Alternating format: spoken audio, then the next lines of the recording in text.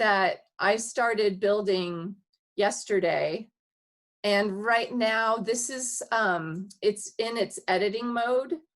But if I look at preview up here, and we'll go into how easy it is to do these kind of things, but I'm gonna click preview. And so I decided I would just build a little story about railroads and geology and cycling and how they're all kind of tied together, and how that is very in touch with me. So this is kind of me discovering my own story as I went on this bike ride yesterday, and I thought, hey, I work with geology. Last week I did a workshop on bringing geology into a GIS program. I love maps. And somebody in the conference last week presented a thing on railroads and maps and railroads. And all of these things just kind of tied together. So I just started throwing things into this story map, throwing content in there, and see how it would tie together. So here's my person on a bike, and railroad beds have turned into a lot of really good cycling trails lately. So I thought, you know, I could talk about that a little bit and then build this map of the bike ride that I did yesterday. So I actually live in Boulder, Colorado.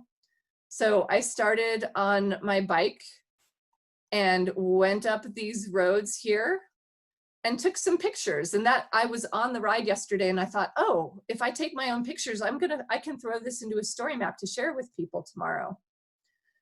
So as you go through these different photos that you take, you can just drop points onto a map and show exactly where you went. And so this is my little tour of mining country right outside of Boulder, Colorado.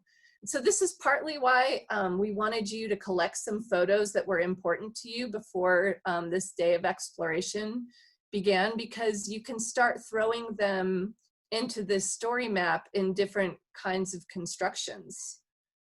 And so this is just the bottoms of the Switzerland Trail comes down along here and lands in a little old mining village called Sunset. And it keeps going up, and the Switzerland Trail used to be a railroad for mining in that area. But I just, instead of continuing up the Switzerland Trail, I just went down the road that goes down 4 Mile Canyon. So you can see from my little dots where I go next, and you can zoom the map in. It can be really dynamic, but you can also let your reader come in here and they can move around and change that map too. It's pretty interactive. So it's fun and playful for the people that get to look at your story map, and it's fun and playful for you or your students as you build them.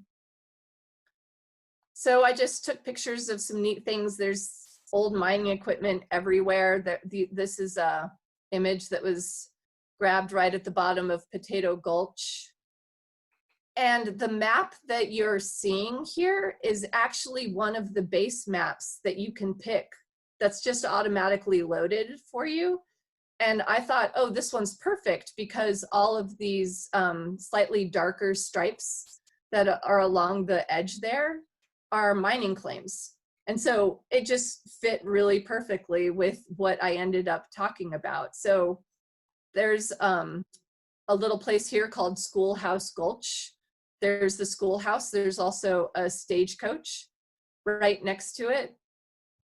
If you go a little bit further on, there's this big place called the mill.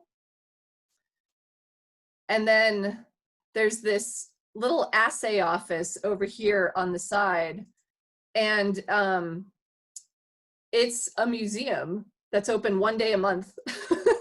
So if you happen to get there, you can go inside of it and see all of this really great particular scales and things like that. So these were just things that were all tied together for me. And the mining part is sort of tied to me because I do a little bit of geology kinds of things.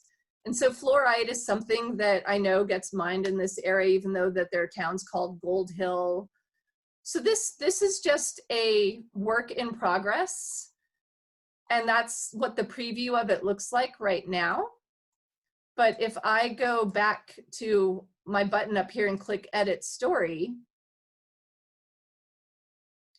then I can see all of these little bits in here that show me how I can add content and automatically load in images or maps and change their sizes and change how they show up on this. So I wanted to go into a different story map that I've made that's a little bit more instructional. But before I go ahead and do that, I'm just going to take a quick look at the chat and then also see if anybody has any questions that they want to ask at this point. And feel free to unmute yourself if you want to talk.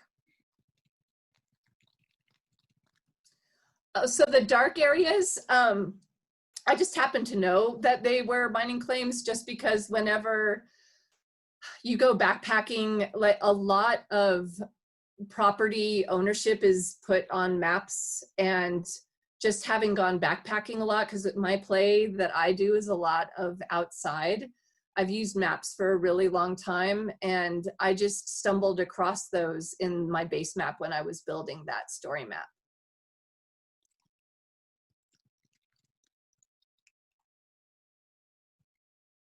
Yeah.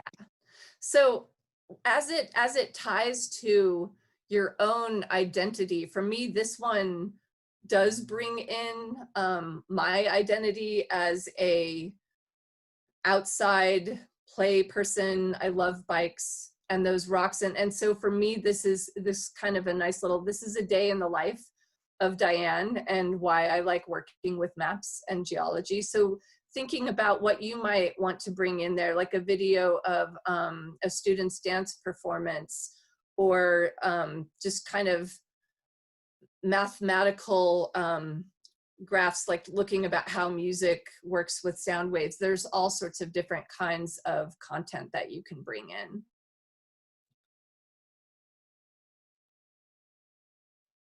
Okay.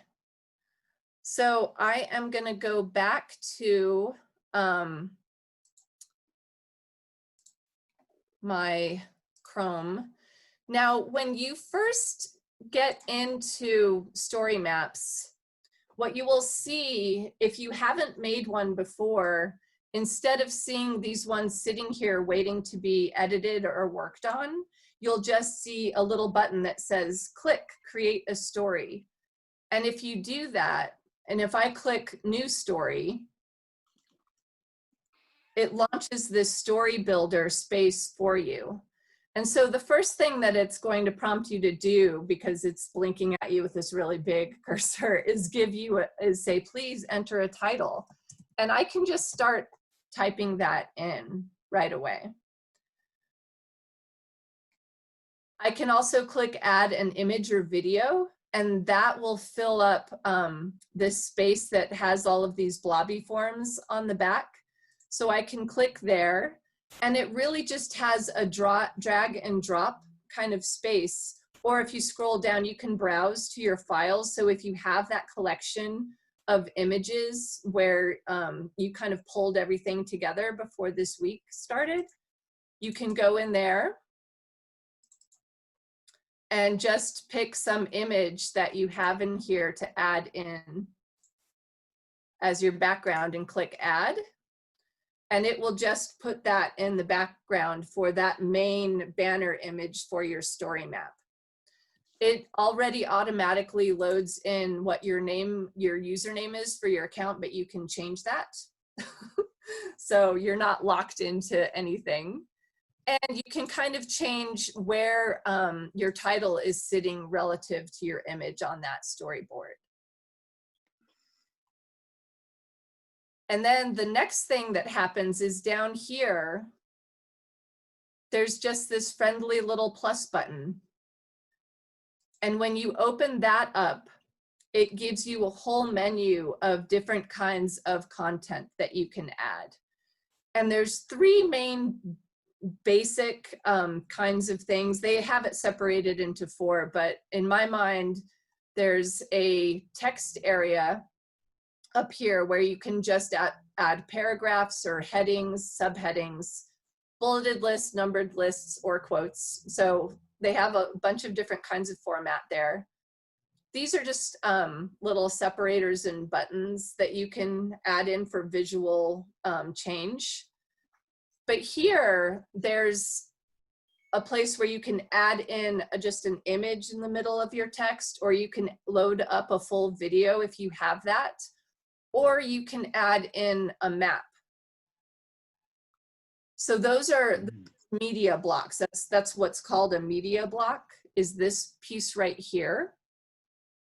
But then down here, it gets really fancy, because then there are different styles that you can add in and start changing the way your content is working with the person that looks at your story in the end.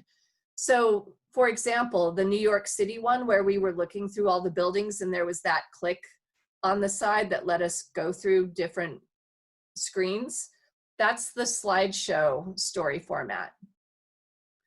And then there's a sidecar format, and that's sort of that floating panel where you can have just images going by over a background image. Or there's the guided tour map, which is one that I showed you with the different places on my bike ride. So that's what that one was. And the swipe beta is not one we're going to look at today, because that one requires you to go into ArcGIS Online, which is a different application. I explained that a little bit on that sheet that's linked from your main webpage. But you need to build a different kind of map for the swipe beta one to work. If people are interested in that, I am happy to answer questions about it over email. My email is on that document in the footer, in that kind of cayenne orangey looking bit. So feel free to reach out to me. I'm happy to answer any questions that come there.